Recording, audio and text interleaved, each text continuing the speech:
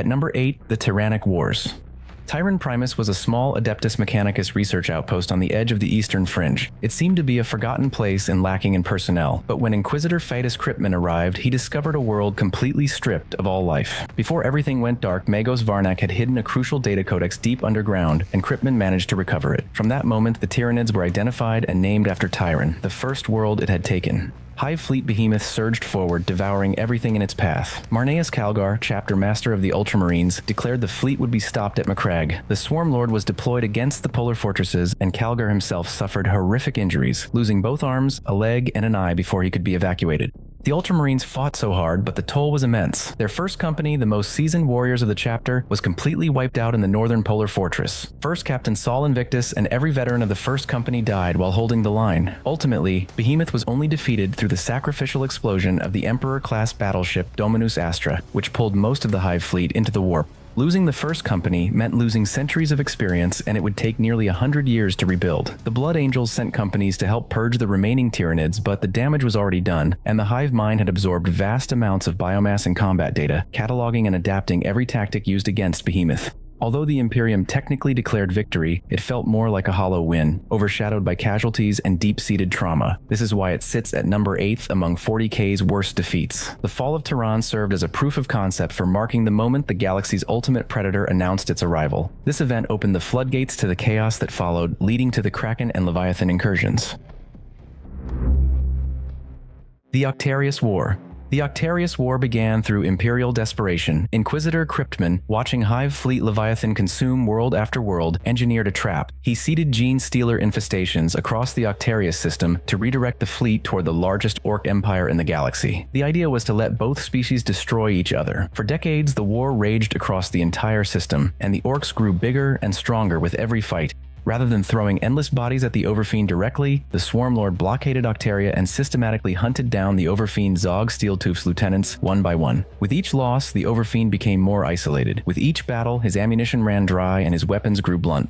When a Carnifex's death throes left a deep wound in the Overfiend's thigh, the Swarm Lord made its move. It appeared on the battlefield personally, surrounded by Tyrant Guards and Carnifexes. After hours of brutal combat, it parried the Overfiend's power claw, severed the control cable, and buried its maw in the Warlord's skull, consuming his brain.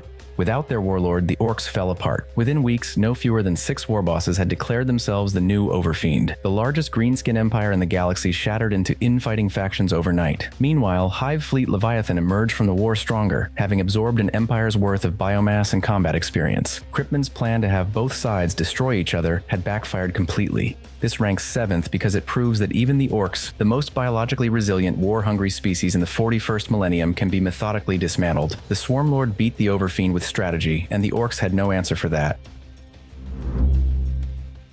The Doom of Malan'tai. As a minor craft world and never the most powerful among the Aeldari arcs, Malan'tai's fleet had joined a coalition to intercept Hive Fleet Naga as it threatened Exodite worlds in the Wybaric cluster. They stopped the fleet, but Malan'tai's warships were left crippled and isolated. As the last surviving Tyranid bioship drifted toward the stricken craft world, it launched its final mycetic spores before dying. What emerged from those spores would destroy the craft world entirely. The Aeldari answered by hunting the largest and most dangerous bioforms. In doing so, they walked past a single frail zoanthrope that had separated from the rest. It didn't attack but fed on psychic life force, quietly draining the souls of every Aeldari it passed, each death amplifying its power. Undisturbed, it crept deeper into the craft world and found the Infinity Circuit, the repository of every ancestor soul Malan'tai had preserved across millennia. It fed on that too, and by the time the Aeldari understood what was happening, the creature was nearly unstoppable, shattering wraithbone walls with a thought. A psychic scream echoed through the webway as Malan'tai went silent. The creature, which was later named the Doom of Malan'tai, was never found. An entire craft world was gone, not just its living population, but its accumulated knowledge, its history, and the preserved souls of every Aeldari ancestor it had ever housed. For a species already stretched to near extinction, this kind of loss is irreplaceable.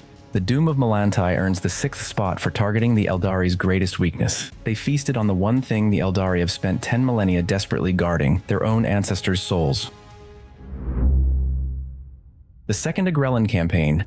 The Tau's third sphere expansion was their most ambitious push for territory yet. Led by Commander Shadowsun, the Fire Caste quickly took control of Agrellan and Prefectia, adding 3 new septs in just a few years. To mark this achievement, Ethereal Supreme Anva made a personal visit. In response, the Imperium launched a massive retribution task force, which included Admiral Hawk's fleet, 3 Space Marine chapters, and a covert Officio Assassinorum execution force.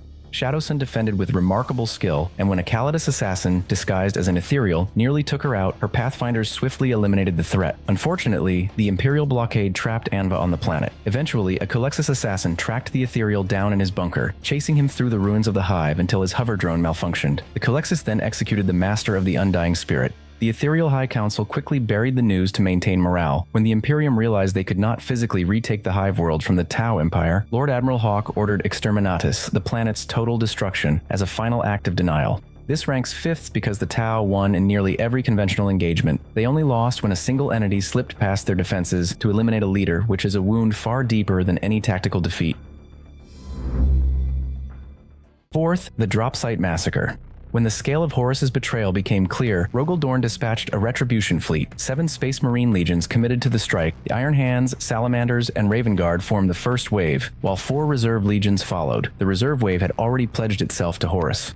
The War Master had been plotting this trap for months, using his position to create a battlefield that looked like just another standard defensive fight. When the first wave hit the black sands of Isstvan V, they pounded the traitor fortifications, lured into a brutal frontal assault that drained their ammo and strength. As the Loyalists retreated toward what they thought were reinforcements to restock and regroup, the second wave opened fire from behind. Caught between 2 traitor forces with no way out, the first 3 legions faced near total destruction. At the massacre's climax, Fulgrim, who was consumed by a demon blade, decapitated his closest friend, Ferrus Manus. Horrified by his own handiwork, Fulgrim surrendered his soul to the demon, which then presented the severed head to Horus as a grim trophy. This was a devastating blow to the Imperium's military strength right at the beginning of the war. The loss of Ferrus Manus, the first Primarch to meet his end, reminded everyone that even the demigods of the Great Crusade were not invincible. Even more chilling was the involvement of the Word-Bearers, whose dark sorcery unveiled a long-hidden conspiracy of corruption that had been brewing in the shadows for decades.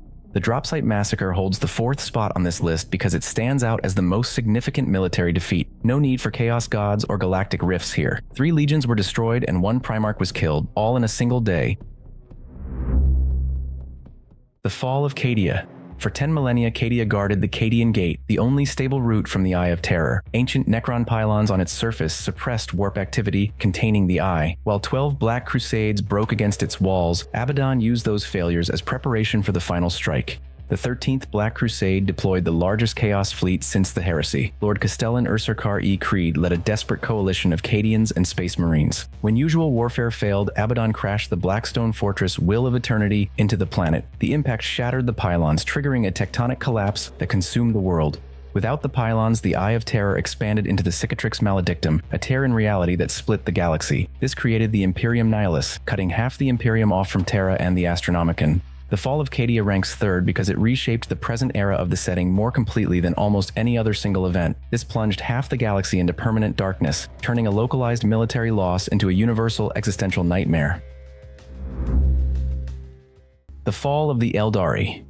The Aeldari Empire was the most powerful civilization the galaxy had ever produced. They had psychic mastery beyond anything any other species could match and technology that made humanity look primitive. They outlasted the Old Ones and inherited galactic dominion.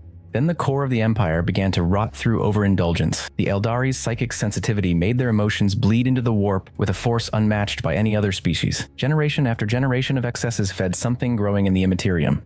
Slaanesh's birth unleashed a shockwave that instantly consumed trillions of souls. The majority of the Aeldari population died instantly, and the blast still caught craft worlds that had been fleeing for centuries. Only those furthest from the Empire's heart survived. Slaanesh then turned on the Aeldari gods, and most were devoured outright. Segarak, the Laughing God, escaped. Cain was shattered into fragments scattered across surviving craft world infinity circuits. Isha was taken captive by Nurgle. A billion-year empire was gone, and every aspect of modern Aeldari life is a survival response to this event. Spirit stones, the path system, and the Drukhari's use others' pain to feed Slaanesh so they don't have to feed it their own souls. The fall ranks 2nd because it is the only entry on this list where the loser destroyed themselves through the simple act of existing at full intensity and no enemy was even needed. The Aeldari just were what they were for long enough, and the universe answered with a god made from their own souls. Slaanesh is still hunting, and the hunt for their souls never ends. And at number 1, the War in Heaven.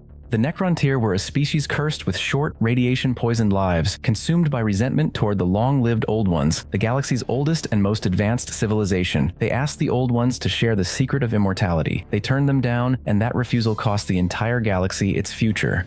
Unable to match the Ancient Ones in battle, the Necrontyr struck a deal with the Catan, who offered victory and eternal life through a process called biotransference. Each Necrontyr consciousness would be transferred into an indestructible body of living metal. What the Star Gods didn't mention was that the process would consume the life force of every Necrontyr who underwent it. The Necrontyr disappeared, and in their place, the soulless, enslaved Necrons emerged. The galaxy was ravaged by the forces of the Catan and Necrons. In a last-ditch effort, the Old Ones created psychic warrior races, the Aeldari and the Krork, to stand against the Catan. This plan had some success, but the psychic backlash from countless years of all-out war twisted the warp into a horrific nightmare, giving rise to the Chaos Gods. The Old Ones were eventually wiped out, leaving younger races to fend for themselves without guidance. Most importantly, this conflict forever tainted the warp, laying the groundwork for every disaster that followed in galactic history. The War in Heaven holds the top spot because it's the original tragedy. Events like the fall of the Aeldari, the fall of Cadia, and the Dropsite Massacre are just ripples from a galaxy shattered 60 million years ago. It was this defeat that made all other defeats possible. Thanks for watching until the end. Click here to check out another video and see you in the next one.